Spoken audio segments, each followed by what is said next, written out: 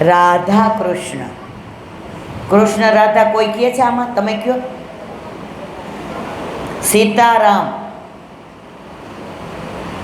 એટલે ભગવાનના વખતથી આવે કે પેલા કોણ? સમજી ગયા ને? જો ધર્મ પત્ની કહેવાય, ધર્મપતિ કહેવાય. પત્ની જો બરાબર આવી જાય ને તો પતિને ધર્મ બાજુ વાળે વાળે અને વાળે છે. હવે રાધા કૃષ્ણ, સાંજનો સમય, વરસાદ આવવાની તૈયારી, બધી ધૂળની ડમરી નીચે બેસી ગઈ. પ્રભુ પધાર્યા તો એમના શ્રીઅંગની સુગંધ. રાધાજી પધાર્યા તો એમના શ્રીઅંગની સુગંધ.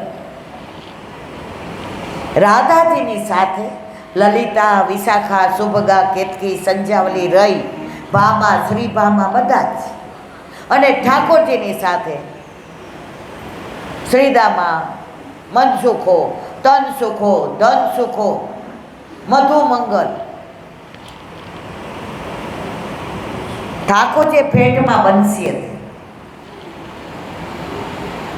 હવે ચંદ્રાવલીજીને આમ આ બધામાં બહુ આનંદ આવે. એણે કીધું, શ્યામ સુંદર, તમને બંસી વગાડતા આવે એવું નથી. અમારા રાધાજી તો તમારા કરતાં સરસ વગાડે છે. શ્યામ તેરી બંસી બજે ધીરે ધીરે,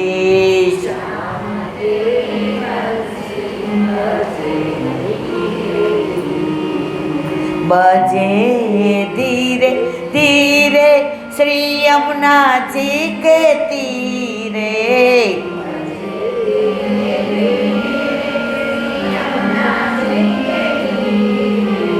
श्याम तेरी बंसी बजे धीरे धीरे.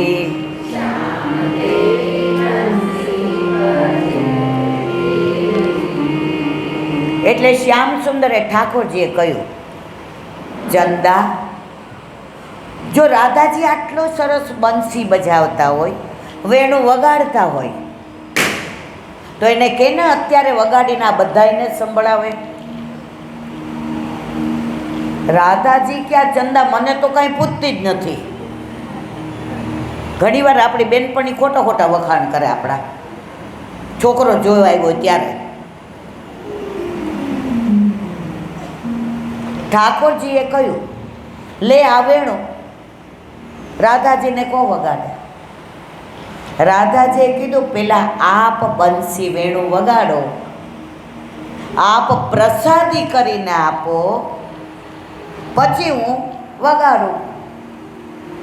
મીઠા મીઠા નાદ વેણું નાદું, આવી આવીને મારે કાને સંભળાય. મીઠા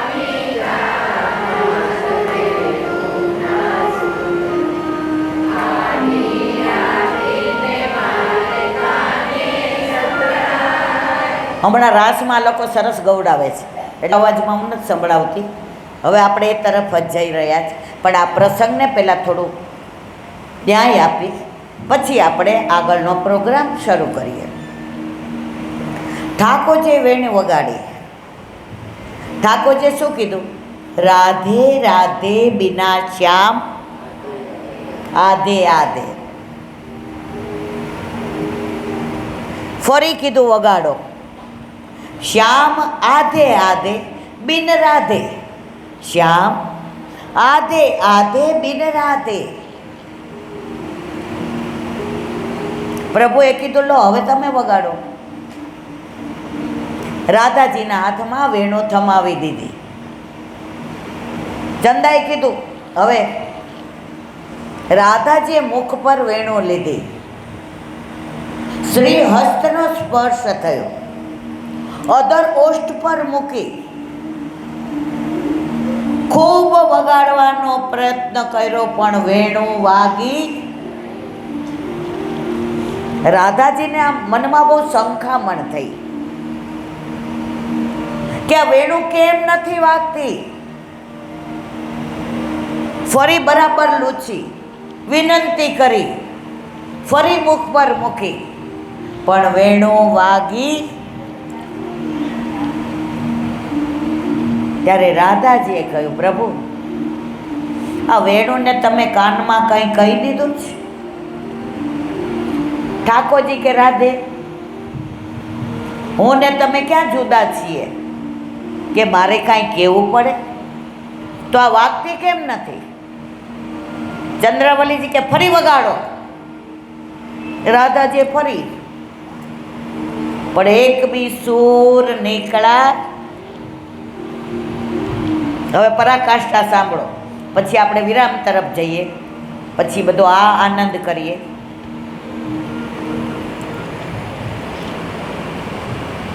ત્યારે રાધાજીએ વેણુ પ્રભુને દીધી. પ્રભુ આજે મારાથી વેણુ કેમ ના વાગે? પ્રભુ મારો શું દોષ? મારા હાથમાં કેમ વેણુ થમી ગઈ? સૂર કેમ ના નીકળ્યા? ત્યારે ઠાકોરજીએ જવાબ આપ્યો, બધા જ સાંભળજો. ઠાકોરજીએ કહ્યું, રાધે મારી વાત સાંભળો. હું વેણુ વગાડું છું તો એમાં પેલા રાધે રાધે ગાઉં છું એટલે વાગે. તમે કૃષ્ણ કૃષ્ણ કહો છો ને એટલે ના વાગે. રાધે રાધે કોણ છે? આપણા વલ્લભ, આપણું સર્વસ્વ, આપણા પ્રાણ પ્યારા સ્વામીજી સ્વરૂપ. ત્યારે રાધાજીને કહ્યું કે હવે રાધે રાધે કહીને વગાડો તો વેણુ વાગશે. રાધાજી શરમાઈ ગયા કે મારું નામ હું કેવી રીતે બોલું? ત્યારે પરાકાષ્ઠા પ્રેમની એ વેણુ પ્રભુએ પોતાના હસ્તમાં લઈ રાધાજીના બે હસ્તમાંથી આમ રાખી રાધાજીને નજીક કર્યા અને એમાં બેએ સાથે ફૂંક મારી અને વેણુ વાગી.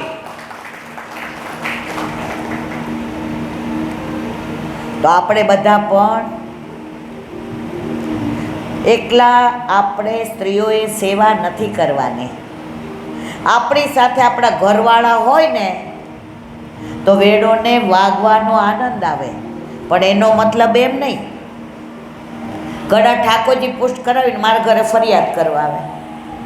જે કે હોય નીલાબેન આમને કહી દો. ઓલો ભાઈ બિચારો ના ન કરો, મારે સામો જુએ કે ઇલાનથી હું રવિવારે તો બધું કરું છું, પણ આ દિવસ મેં તો તમારા બેને વાંધો ક્યાં છે? ત્યારે ઓલા ભાઈ સરસ કે એ કે આંટી હવારમાં એમ કે ઝારીજી ભરવા આવો, દંડવત કરવા આવો. હવે મારે એ કે 6 ને 10ની ટ્રેન પકડવાની હોય, એટલે મારાથી રવિવારે થાય તો આ મને આવું કરે છે. ત્યારે મેં બેનને સમજાવ્યું, સાંભળ, તારા વર કમાવા ન જાય, દ્રવ્ય ન આવે, પ્રભુનું દૂધ આવે, પ્રભુની ખાંડ આવે, પ્રભુના વસ્ત્ર આવે, પ્રભુના આભૂષણ આવે, પ્રભુની પીછવાઈ આવે, પ્રભુના વસ્ત્ર આવે, નેવડો આવે, ખંડપાઠ આવે, ઝારીજી આવે, એ એનું કર્તવ્ય નિભાવે તો લાડ એટલે લડાવી શકે એ સારું દ્રવ્ય કમાઈને લાવે છે. એટલે ઠાકોરજી પુષ્ટ કરાવીએ. એક બા હતાની સેવા કરતા 50 વર્ષથી. હવે પછી તો એને એવું થઈ ગયું કે અડતા નહીં, આઘાર્યો, અહીંયા નજીક નહીં આવવાનું, આને કેમ અડી ગયા, તે હાથ નો ખાસા કર્યા. હવે છોકરાઓ તો થાકી ગયા. એકવાર ધામચું આવ્યું મારા ઘરે વૈષ્ણવને મળવાનો સમય 5:30 થી 6:30નો, ફોન કરવાનો ટાઈમ 1:30 થી 2:30નો. લાવ્યા બધા, એ બાને લઈ આવ્યા. હવે એમની ઉંમર તો મારાથી મોટી. કોઈ બોલી ન શકે શું તકલીફ. પછી બા મને કે આ હાવ જમાનો કળિયુગ આવી ગયો છે, બગડીને બે હાલ થઈ ગયા, અમારો જમાનો કેવો હતો, આ તો હામાં થઈ જાય. એટલે આપણે સમજી ગયા કે ભાઈ વાતમાં. મેં કીધું બા એટલે તમે મને કહેવા શું માગો છો? આ લોકોને કાંઈ ખબર જ પડતી નથી. દૂધ દે તો સાણસી ધોતા ને એટલે ઓલી એવું કીધું હવે એ કંઈ લાંટી ધોયેલી સાણસી હોય તો પછી ધોતા ભૂલી જઈએ તો બાઈ દૂધ ન ધરે, આમ હડસેલી દે છે. મેં કીધું બા વલ્લભ, ગુસાઈજી, હરિરાયજી, ગોકુળનાથજી, દ્વારકેશી, પુરુષોત્તમજી, ગોકુળનાથજી બધા એમ કે છે તોમાં આવો રી આવો, તોમાં મંગલ ગાવો રી ગાવો. આપણે કોઈના આઘા નથી કરવાના. પુષ્ટિ માર્ગમાં જેટલા આઘા કરશો ને બીજે વયા જશે અને એનો દોષ આપણને લાગશે.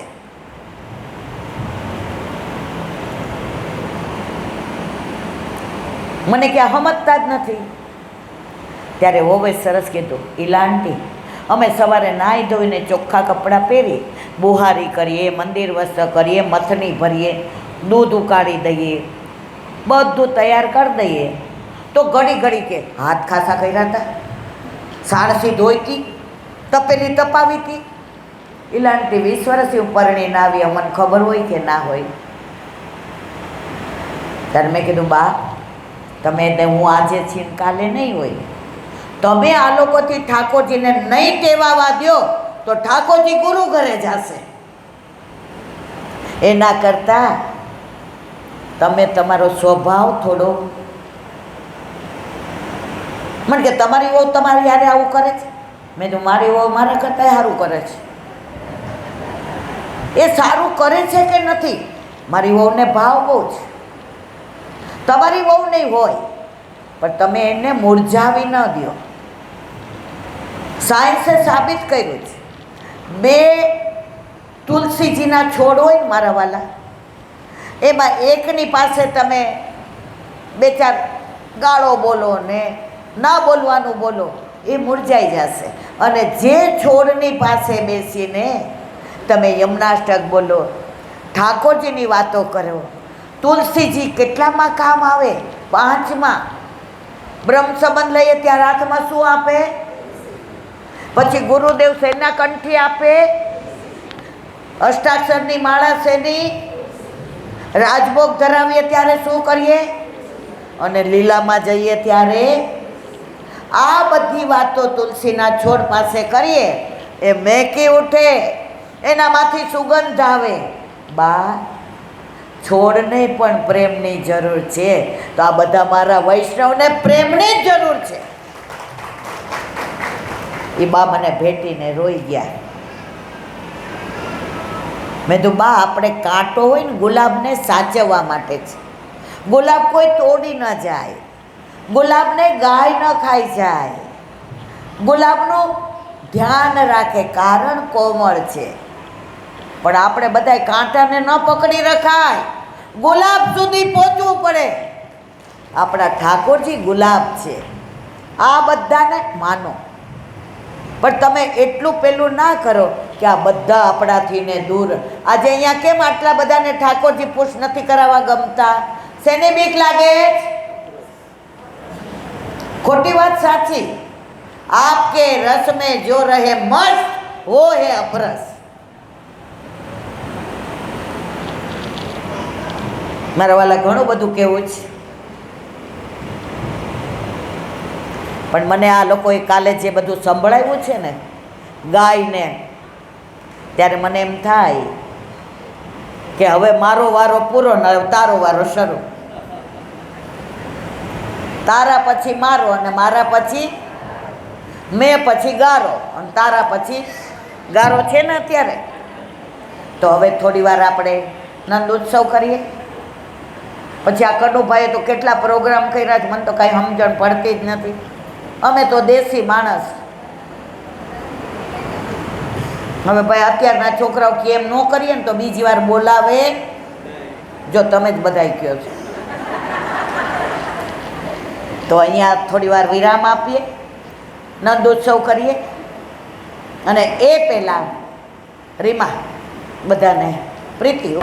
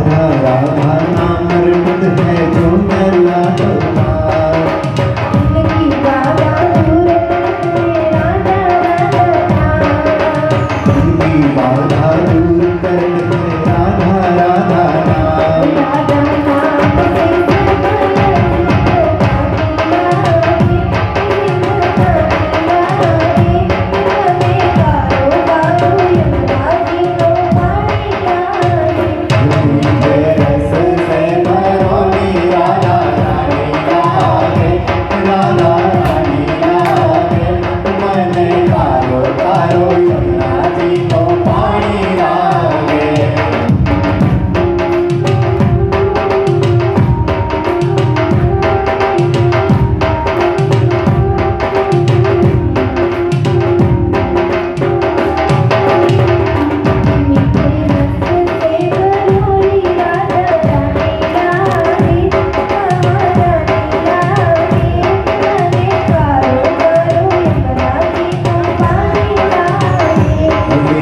रस से भरो नी राधा रानी लागे, राधा रानी लागे, मने कारो कारो यमुना जी को वाणी लागे।